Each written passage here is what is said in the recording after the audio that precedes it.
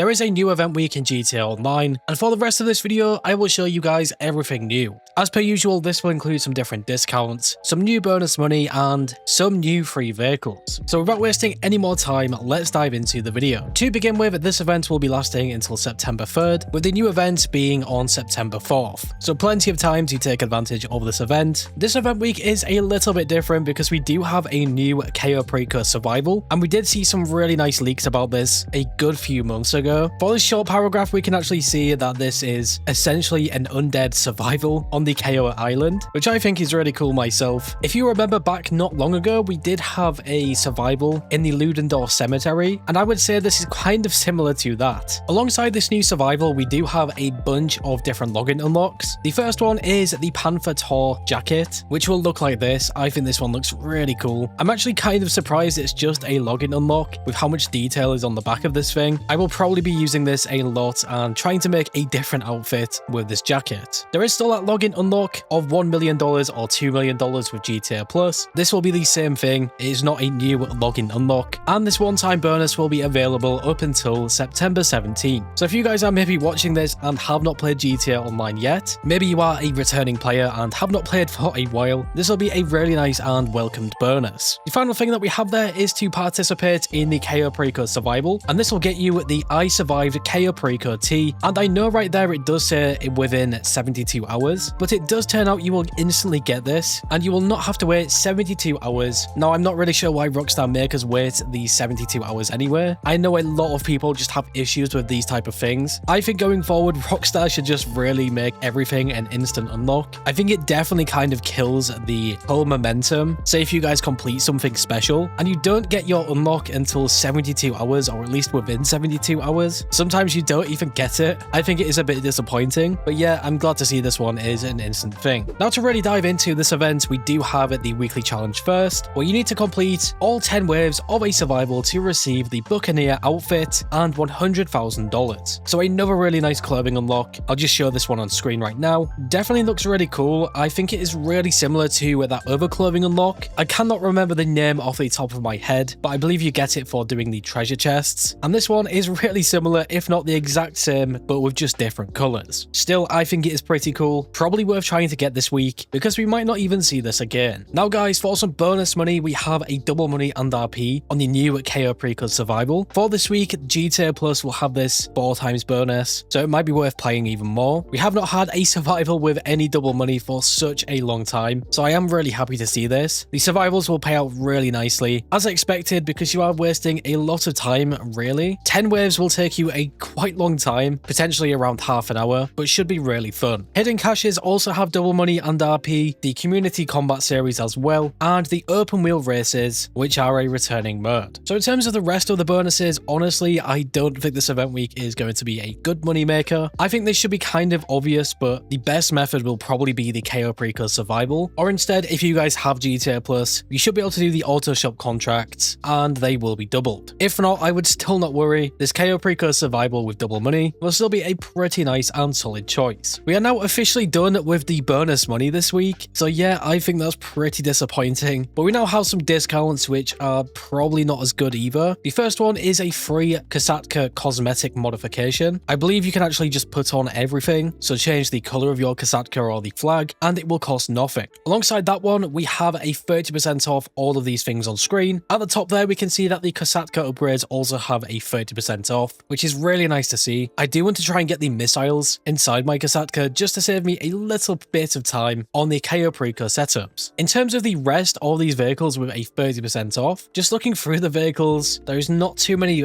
really nice options in my opinion. If I was going to pick out any of them, I would definitely go for the Insurgent Pickup, the Penumbra FF, and potentially the Bowler ST. There is also some aircrafts here as well. However, compared to some of the best ones, I don't think these ones really scratch the surface that well. And in terms of usefulness, you are probably not going to get your money's worth with these things. The only one that I would recommend would probably be the Company Annihilator Stealth. The final discounts we also have with this event will be the gun van discounts, where you can get a 30% off the L Strickler rifle if you have the patience to find the gun van, or instead use an external website like GTA Lens or GTA EU. I would recommend picking up the L Strickler rifle. I don't think it's anything insanely overpowered. It will also have tracer rounds built into the gun, which might be cool. It depends what you guys think. In terms of usefulness though, I probably would not recommend it. There is a lot of better rifles. And then for GTA Plus, you can get a 40% off the Widowmaker. I will probably just buy this because I do not have it yet. But if you guys are newer to the game or something